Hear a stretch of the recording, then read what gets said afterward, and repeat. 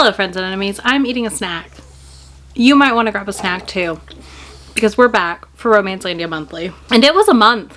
It was quite the month. Normally I don't eat on camera, but I literally had 4 of my little Percy pigs left, so we're finishing those. These are my favorite candy. But yeah, a snack acquired to prep myself for another one. Just another one. Would you like another serving of Romancelandia Disaster Edition? My goodness. I jinxed us. I will admit it. Maybe not completely, but as expected, it was semi-quiet this month. And then the last 2-ish weeks of June, and I had to film this a little early because I have some stuff going on my normal filming day this week. But like by filming early, I mean I'm filming it like a day earlier than I normally would. So either way, we all know chaos is coming, right? Like the 4th of July is looming, and like any holiday weekend in the States, something happens. It always does. It has to. It just like wouldn't be a Romancelandia if I didn't film it and we had didn't have a disaster this weekend. So I'm ready. I hope you're ready. I can't wait. But wow, what a month. What a time. My God, truly what a time. So let's dive right in, I guess. I made a list. I grouped some stuff together that I could, but I also know that, you know, some things kind of go together, some don't. We're gonna kick it off with the books to TikTok situation with Hazelwood, because I feel like that hit big enough that my mom messaged, or actually my mom asked me about it when she called me one day. She said, what's going on? And I said, oh mom, just wait. My mom loves to hear the bookish gossip. Sometimes she'll text me after she watches these and be like, really? And I'm like, yeah, that's the thing that happened. This one I would call gossip drama more than a lot of the other situations we discuss sometimes. But basically, Hazelwood was on a panel with a bunch of her fellow writer friends, and they were talking about the Hunger Games. I don't have the full context of that, but I have the clip. I will play you the clip first, and then we'll talk about it. I have to go. I mean, we're gonna have to talk about this offline, because I know myself, and I can't talk about myself on this panel, and I will. That is just want to tell you that if you bring up, oh, we killed their sister, I don't care.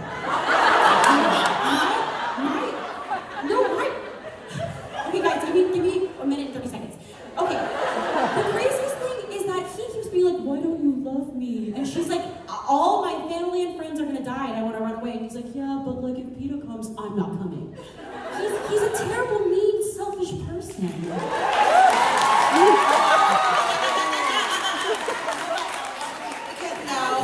No. PETA is useless. PETA is useless. Look, I'm sorry. Everything.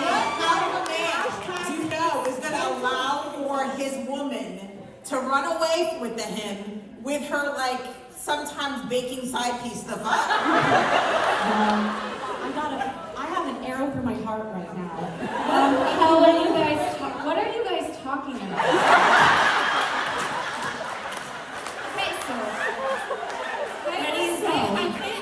There's a woman named Susan Collins. In 1999, she worked on a TV show for children. Okay. So yeah, we're gonna. If you want to do #cancel Hazelwood, I will create many fake accounts. You know what? Anyway, Capitola is spelled with 1 Z. Fake Italian. So as you see, Hazelwood called PETA useless from the Hunger Games, which is a series that I would say the romance is not top priority in the storytelling. And now I haven't reread it in a long time. I know it's top of a lot of people's minds because they've been reading the Sunrise on the Reaping, that one. So people have been reading that, right? So people have been reminiscing, and I read these back when they were coming out, like a lot of other people. And I also was not really Team PETA for Katniss necessarily. I think also by the end of the book, I was Team Katniss needs to just be on her own and alone. So there's that. But people took her calling PETA useless so far that they were just leaving harassing comments on her Instagram posts announcing a new Kickstarter campaign that's coming for dystopian romances with a bunch of fantastic authors. But literally they just were spamming her comments about how wrong she is and how dare she call PETA useless. Now, I don't know if y'all watched the same clip I did. Obviously did, because I just put it on, but I don't know if we all interpreted it the same way, but I heard giggling and laughing and mostly sounded like people having a fun, silly, heated discussion, not a serious discussion, not a, this fictional character is useless and thus like everyone needs to come for me because they love Josh Hutcherson, who is PETA in the movies, I think. And that's why they got mad, I think. But PETA was the Capitol's target romance for Katniss. So are we all just falling for the Capitol's propaganda here, maybe? I don't know. Reflect on that a minute. But also, why is the response of someone saying a character you don't like is useless in a story that is pretty old now to harass them in their comment section and get mad? If that's enough for you to not read them, fine. That's like, I'm not judging you if that's the reason you take somebody off your TBR. I really don't care. Your TBR is your TBR, your reading's your reading, like, for the most part. I'll judge you on some things, but for the most part, I'm not gonna judge you, right? And like, I don't really care if that's why you're not gonna read Allie Hazelwood. It doesn't matter if that's why you're not gonna read Allie Hazelwood.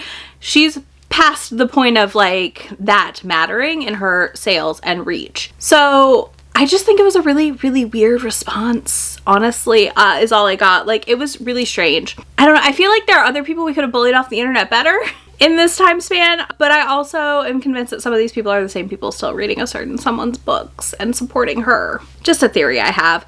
Unconfirmed, but it's a feeling I have in my gut. Because if Allie's the line for you calling PETA useless, where were you? Where have you been with some of these other authors?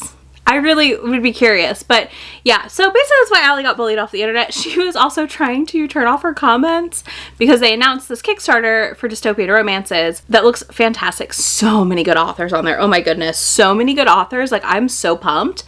But they announced that, and she turned it off because all of the authors participating are getting these comments too, and like they don't deserve that. It was really weird to witness. The other weird thing that happened with this, I will note, is there was this weird discussion about the way, predominantly from white women, so like I'm calling my own kind out here, about the way Allie uplifts other authors, which I do agree. Allie does a fantastic job of shouting out and promoting her fellow authors who are underrepresented. I think she does a great job of that, and I really appreciate it, and I think she's deeply embedded in a lot of the author space as a friend of a lot of authors of color and gay authors and everyone in between, right?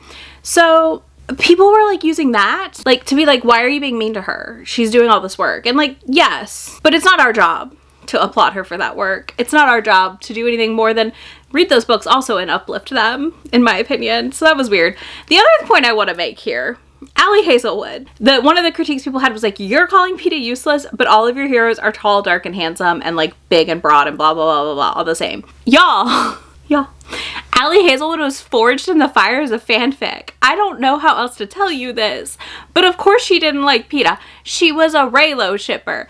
Who that ships non-canonical couples is going to ship the couple that is the canon? That's just not gonna happen. I don't know how to tell you this. I don't know another way to explain it, but what about that is surprising? It shouldn't be. She shipped Rey and Kylo Ren. Of course she doesn't ship Katniss and PETA. It's not that big a deal. It's not that big a deal. But like, again, how does someone forged in the fires of fanfic surprise you with this? I don't know. I still haven't figured it out, and I'm still very deeply confused. So there's that. You know, I'm gonna link to the Kickstarter announcement down below. A lot of my faves are on there, including Claire Kent, who I've recently loved, Kate C. Wells, Anisha Sharma's other pen name, which I cannot remember, Maya Saxon, Adriana Herrera. Like, I'm really pumped for this Kickstarter, so go check it out. I will be backing it, guaranteed. Our other one that I don't even know where to go with some of this one, okay? Like, I'm gonna tell you that right now. I am still like, what on earth? But we're here, and we're gonna talk about it objectively because I don't know these people at all. I barely get most of the people in this conversation's content on my FYP. So this group does not call themselves this, but what people on TikTok have dubbed them is the Big Three, the Big Booktok 3, got into some trouble with the Boys of Tommen series by Chloe Walsh, a series I personally have no interest in, but it is a adult series about teenagers, right? It's an adult romance series about 17-year-olds, I believe, going through really, really traumatic things. So Releasing 10 recently came out, and people were critiquing a lot of the abuse and certain things in the book, and the author had to come out and basically be like, kind of, this is what I had experienced as a child. That's why it's in the book. You know, blah, blah, blah. You don't have to experience a thing to write about it. But I also understand people's concern when things are like really graphic and terrible towards a child in a book. I believe there was child essay on page in this. I'm not positive. Again, this is a series I have no interest in. I know they're really emotional and people like that. That's not my jam. Personally, I'm not a big fan of that kind of emotion pulling. Anyways, the big three, I guess all three of them, I don't know if all three of them are or aren't, but I know Larry and Mariana are very big fans of this series and really love it. Well, an AI edit started going around, which is our first red flag in my opinion, because AI, as a reminder, is built off of other people's photos and works and things like that. That is not good. That is not a good thing. So the photos collage happening is based on, in some capacity, photos of real teen boys, most likely. So this photo edit's going around and Mariana commented on the photo. I will put a screenshot of it here. Give me 2 minutes and a hair tie. And it's a 17-year-old character. Now, some of the defense is it's just fiction. They were born in 1985, so they're grown now. But in the book, they're 17 because the book takes place in like 2005-ish. Were they born in, I don't know. I'm not doing math. Anyways, they were born where they would be mid-30s at this point in like current real life time. So I think that's a weird thing to comment. Yes, it's fictional, but should your book boyfriends be underage characters? Probably not. If you are also not underage. I'm just saying probably not. This led to probably some of the biggest backlash I've seen on Booktok in a while, which was people like losing it. I definitely saw people in the comments trying to defend the poster and also the poster trying to defend themselves in the comment. And I think it's just really concerning to me to one, personally, my brain, when I like pieced together everything that was happening, the first concern I had was, one, why are we accounts with nearly 1 million followers, like over 500,000, right? Where all of these accounts have over 500,000 on TikTok, which is why I feel comfortable like discussing this. But why is an account with over 500,000 on TikTok promoting AI? Like, why are you using that? Why are you posting and reacting to it and commenting on it? Like, that's weird. Did you not realize it was AI? Because how do you not know at this point? Like, they all look weird. You know what I mean? Like, there's always something off, right? But basically the backlash was bananas.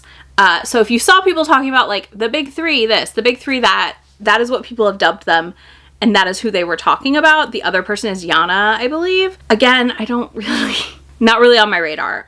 We don't read the same books, really. Like, there's some overlap, but not a ton. But yeah, I think it's just wildly inappropriate for a mid to late 20-year-old to make that comment about a 17-year-old. And I think it's creepy at the end of the day, and that's kind of part of the issue. And lacking concern about the use of AI for these images is also a problem, in my opinion.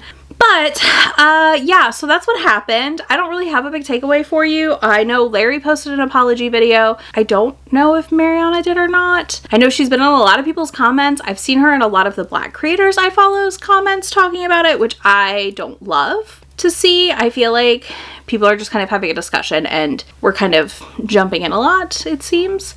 But that's my take. That's my opinion. I'm really indifferent. I'm not indifferent. I really have no stake in this situation though, so I'm just kind of like, weird. This is weird. This is really weird. So yeah, it's very strange to me. But that's what that situation was. This is a very brief overview of it because, again, I don't know what to tell you. It was just kind of a mess and kind of weird. Hello. It's editing me here. I have an update. I have another update to the big three situation, specifically with Mariana, whatever her name is. I don't know. I don't care. She has a character AI sponsored ad, which I realized I got a while ago on my feed, and I didn't realize it. Like, it didn't click in my head what it was. I just swiped because it was an ad. So she took money from an AI company on her Booktok to promote a thing to help with your reading slumps, because it could help you write your own fanfic. And I just need y'all to understand something right now.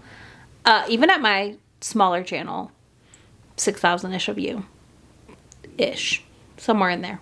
I know we're over. I don't pay attention. I've gotten emails to sell the rights to my videos to them to train AI. No. With like high dollar amounts. I want you to understand this also. Like moderately high dollar amounts. And I was like, absolutely not. But this is your reminder that while things didn't make sense as I was filming this, boy, things sure did click for me when I saw this. Things really did click for me on this one. Because of course, an AI edit doesn't bother you or throw you or give you any second guessing when you take money to promote an AI storytelling thing. I felt like I gave a lot of context to some of why perhaps the AI edit didn't bother her or throw up a red flag or anything.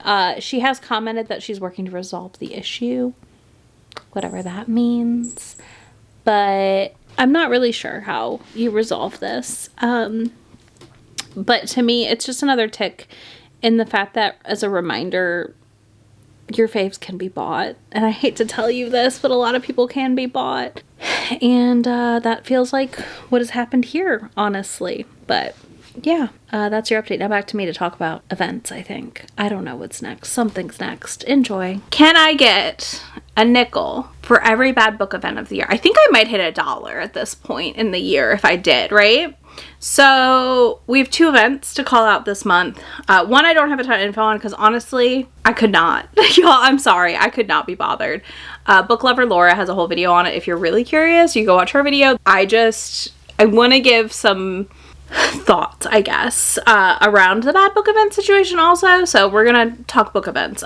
First of all, Booked in Chaos, happening in Greenville, South Carolina, is been a huge, one of the founders, creators of the event has been outed as a pro cop and probably not a safe person for anyone with marginalized identity to be around. The Chaos on Booktok is her TikTok. I'll link to the threads below where you can watch the actual video.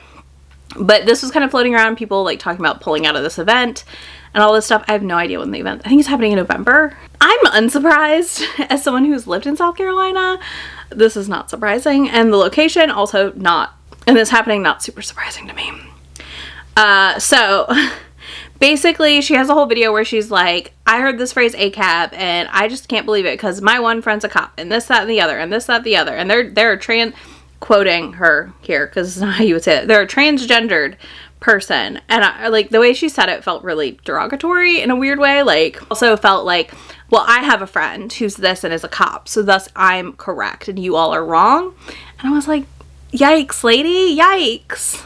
Yikes. So she basically has now had a ton of authors pulling out and people trying to get their money back for their tickets. So if you're attending the event, you may want to heed some caution. If the event was on your radar, maybe not. And I would be cautious about any other event organized by Packin' the Readers and Booked in Chaos personally, because this was one of their events. The other event that happened was Aces Wild in Atlantic City, New Jersey. Again, I don't know a ton about this one. I've just done some minor scrolling because I just didn't have it in me, honestly, because I am so fed up with events that go badly. But this happened in Atlantic City. This was the company's like 3rd or 4th event, and it was a bust. They got moved out of a hall room into an atrium situation. There was an anime convention happening too. Their first venue was canceled and moved, but no one knows what the first venue was. So a lot of this one for me, like the red flags were like popping off, right? Like as I read things, I was like, oh no. Lunch things were canceled. Other items that were planned of after hours events and stuff were canceled after people had bought tickets and things. So this one I think is hard because like she hosted 2 out of 3 very successful events in the Chicagoland area. One was in Lombard and one was in Chicago, I think. So it was like Readers in Lombard and Cuffed in the City for Chicago or something like that. I'm not sure. It was something like that title-wise. Those were successful. And then the other Readers Lombard one was not as successful, had some issues apparently. And then we jumped to Atlantic City, which I also think is a weird transition. Okay? Like going from Chicago to Atlantic City is like a jump in location to me. I could have seen like Indianapolis or maybe like an Ohio town or Milwaukee, like, you know, like there were options. But Atlantic City, also, I'm just gonna say this, y'all, I don't trust an event in Atlantic City. I've never been, but I never hear good things about Atlantic City. So that to me is also a red flag alone. But what I want to talk about is like with all the bad book events I want to remind people there are good book events, okay? You need to obviously proceed with caution. Check if they've done other events. That's not always a fail-safe. The other thing is who's attending. You know, like Steam A hit my radar quickly because the authors they were able to get to show up because they had a bookstore. They already had connections. They already were talking to these authors, so they are able to bring in a lot of people that you might not have otherwise gotten because they already knew them and they were already established in the space in as a bookstore, right? Well, not a bookstore. I don't know if the bookstore was open the first event, but like as a space that like did book stuff because they had the subscription box and stuff. You know, what in the book space do these people do? Do they have a job in the book space is the other thing I like to look at. I know Readers in the Bluegrass is organized by people who run, I think, some PR stuff and things like that, which I think is really good. That event is canceled this year, but that was a really good smaller event in Lexington, Kentucky. The Black Romance event in Atlanta went off fantastic for its first year and it looked so fun. I'm so happy that that went so well. And there's another event in like February in Atlanta every year that looks really good. It's in Decatur, Georgia. So it's not Atlanta technically, but Atlanta area. So there's that one also, like that's a good one to look into. The other thing I want to say is like local book festivals. Look at them. There is one in North Carolina that I used to go to every year called Bookmarks and See. That happens in Winston-Salem. It's a great little festival. They usually had authors I wanted to meet. Not always, but usually do. I haven't gone back because it's a little far for where I live now, but there are like small book event festivals like that everywhere. So you really could probably find something local. And I think that can be a great testing ground for your first event and or to not have to sink as much money in, right? I'm going to Villains and Vixens in September at the Gaylord, Texas. I think the Gaylord Texan or whatever it's called in Dallas area. But I have a really low cost for that because my parents live out there. So I don't have to get a hotel, right? Like I had to buy my ticket and a plane ticket. That's it. So like my cost is much lower threshold wise than everyone else's to attend an event like that. So that's one other thing I would say. The other thing is like go to a place you'd want to visit, kind of, because if the event sucks, at least you can go explore the city. Overall, the amount of failed events this year is really alarming to me, especially because I feel like the person they're scamming are indie authors, not big name indie authors, but smaller name indie authors, which there's nothing wrong with, right? Like I love an indie. I love my indie authors, but they're scamming indie authors who aren't necessarily able to, you know, recoup those costs and sales next month. You know, you're truly taking money out of their pocket and hurting them in the long run because they don't have the money necessarily to spend. The hope is a book event's they're going to make enough profit to turn around and like break even at least. Whereas like with these events taking the table money and doing things wrong and maybe only having 50 readers when they're promised 200, it's a very different expectation and the cost that the author should be paying if they're paying anything. So I do feel like that is something to keep in mind as well. Like, are they only getting like smaller local authors, which again, there's nothing wrong with that. But I think you should like try and see like what the table fees and stuff like that are if they are, because that to me can be a bit of a red flag that it might be scammy. There should be like kind of a mix, you know, of bigger and smaller authors to bring a lot of people in to the event. So yeah, I think I'm going to be rich with nickels by the end of the year if this keeps up. That's for damn sure. Next, we have Blake Lively news. So I talked about this before, but Justin Baldoni filed a defamation suit against Blake Lively. It is a countersuit basically to the current lawsuit going on. No updates on the original lawsuit. But the big news is that the judge did toss out that defamation suit, which is a big deal. And you might be like, why is this a big deal? I don't understand. The reason this is a big deal is that it reinforces the fact that the lawsuit for sexual harassment on Blake Lively's part is a protected thing, and he can't just countersue them in an attempt to like get everything to quiet down, which was the point of the countersuit. Like he did this lawsuit to try and like basically get a one-up on them because he claimed like extortion and some other stuff. But yeah, I think as like for victims, this is important, right? I understand a lot of people don't feel like Blake Lively's a victim. I get that. She's not a perfect victim. No one is. But I think it's important to note that like this is really important that it was tossed out and we didn't have a new precedent set in the courts. So that's good news. Other tiny news, like I'm trying to give you some back and forth, little things, big things. So Everand bought out Fable, the reading tracking app that got in trouble last year at the end of year for their reading wrap-up summaries they did. They were AI generated and had really concerning statements in them around like not reading queer books and picking up something by a white man and things like that. And I was just like, that's weird. That's not fun. I don't like that. But Everand bought them, so be curious how that goes. Next, we got to talk about plagiarism. We had a lot of like double stacked items this month, I will tell you. So first things first, Kate Seeger's book, Cora and the Tower, was found to have AI prompts in the ARC. Literally like helped me expand the writing on this left in the ARC copies. So all the screenshots are gone, unfortunately. I don't think I have them. If I do, I will put them up here, but I don't know if I will either because Kate Seeger has been sending people cease and desist and attempting to attack anyone who calls her out for this. So that's fun. I think that's a really shitty defense when people call you out on this because you could adjust what you're doing. But Kate Seeger also has an editing company where she offers editing services. So proceed with caution if you're an author watching this, because I don't know that that's a good idea to use her services, because I don't know that you can trust that your book's not getting put into AI.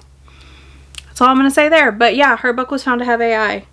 The other fun one, and this is interesting because this also involved the Booktok people from before, is Beverly by Laura J. Roberts. This supposedly plagiarized Obsessed by R.J. Lewis, which came out a couple years ago. Beverly, I suddenly got I think I got Larry's video where she had read it on my TikTok feed. And within 24 hours, if that, it was found out that portions of this book were plagiarized from Obsessed. And the author basically pulled the book immediately. You couldn't get it anymore on Amazon and stuff, like within about 24 hours of this happening. But the authors posted this weird apology. So yeah, Laura J. Roberts posted a statement. It's not really an apology. I will put it up here for you if you want to read it. But basically, she says, it's my book. Obviously, both authors have said they're not the same person, which was a rumor that people started because their initials were like similar, because Laura J. Roberts and R.J. Lewis. So I guess people thought maybe somebody was impersonating someone else. Laura J. Roberts claims Obsessed was temporarily taken offline, and also that the author has an AI narrated audiobook. I don't know. I did not look. I don't care. I'm not reading these books. I just think this is weird. I think it's weird that like this book got picked up so quickly by like socials, and then all of a sudden it was like, roll it back, y'all. Problem. But also I will note that like most of the images this author is using are taken from Pinterest. So there's that. Like, I don't trust that as a marketing tactic either. Like, that's not a good option. But yeah, I will link to the thread if you want to go read the comparisons and stuff. I'm kind of sitting in the middle of, I'm not really fully positive this was fully plagiarized, or maybe she read the book ages ago and like bits of it stuck out in her head and they ended up in this book, which like could happen. Or is it just like total coincidence? I really feel like it could go a lot of ways. So I think the entire situation is very suspicious and weird, personally. Okay, let's do our publishing news roundup because we have a lot this month and I felt like we should just group it all together and discuss what's going on in the publishing world. First of all, we are getting traditionally published Omegaverse. This might be the first. This may be the first traditionally published Omegaverse that I'm aware of. So, A Pack for Autumn and A Pack for Winter by Amelia Emerson and Alana Lee. One wrote autumn, one wrote winter, one's writing spring, one's writing the other one, obviously. But anyways, this is being republished by Platinum Books. Purchased the rights for this, so both books I do believe are leaving KU. So both indie versions are going out of print, first of all, is one thing to be aware of. A Pack for Autumn is coming down June 30th if you want a physical, and the ebook is remaining on KU. And then A Pack for Winter goes out of print July 28th, and so is the ebook. So like the ebook is completely leaving Kindle Unlimited and stuff, and it looks like the covers and everything are staying about the same. So that's really exciting. I'm very intrigued. I'm very excited for it. So yeah, the Cozyverse is exciting. We're getting the pack for spring and a pack for summer in 2026 now, which was originally the plan also. So I'm excited. I really enjoyed these. I've enjoyed A Pack for Winter. I want to read A Pack for Autumn, which I have checked out of KU right now. But yeah, I enjoyed it a lot, and I'm excited to see how the new print versions look. I'm just going to wait probably to buy them until they're in bookstores. The other thing I saw, which I did not realize had happened, J.R. Ward has a romantasy called Crown of War and Shadow coming in February 2026 from Bramble Publishing. This is the cover I got on Instagram the other day. I'm intrigued. Really curious how this is going to work. If it'll be good or not, I don't know. I don't dislike J.R. Ward's writing. I'm really curious to see her write non-paranormal though, because I've only ever tried her paranormals. I don't know if she has other books. So one of y'all is going to tell me down below, but I literally don't know. Fairy Loot has announced their new publishing house called Wayward, so just like Illumicrate, they're going to be publishing books as well. as an imprint. Really curious to see how this plays out as well. Especially because we just saw the shuttering of the 8th House publisher that was TikTok's book publishing imprint, like literally in the last week and a half. So I think it's interesting seeing who's opening imprints now and who's closing them. So kind of was a surprise to see that closed. Next we have Santana Knox's Heartless Heathens has been picked up by Bramble, who, again, like Bloom, I feel like dice roll on problematic authors sometimes here. This author, Santana Knox, unfortunately has been called out for her Mexican representation in her books and also for using autism as a excuse for her bad behaviors. I personally didn't really super closely follow this situation, and it's been a minute, so I don't remember all of it, but I have a couple videos I can link you down below where people discuss it at the time. I don't love that kind of excuse for just like not taking accountability. Here's the thing, I really don't think it's hard to take accountability when you mess up and like move forward, because the internet doesn't remember forever, and the internet also forgets eventually. So like obviously there's a mix of both, but I think people tend to stick to remembering solid attempts at making amends for mistakes. That's all I got. Last but not least, Talia Hibbert's Ravenwood series is getting republished by Source Books starting in March 2026, which is really exciting. I haven't finished the series. I want to finish this series, but I've really enjoyed what I've read of it. So I think it'll be really fun to see this on bookshelves and more widely available for people. All right, now let's talk about adaptions, because my God, we got so many TV and movie deal news items in the last month. I guess things must have been chopped around heavily recently. So first things first, Sophia Stallone is adapting Mindfuck by St. Abbey, which I think is really exciting to see. I think this could be a really good TV show. I've only read the first book, but I still feel like it could be really freaking good. So I'm excited to see how that plays out. Jacob Tierney, who did Letterkenny and Shoresy, I love Letterkenny, is adapting Heated Rivalry for TV. And I got a lot of trust here. I think it's going to be good. I'm very excited. Then Elsie Silver's Rose Hill series got a TV deal as well.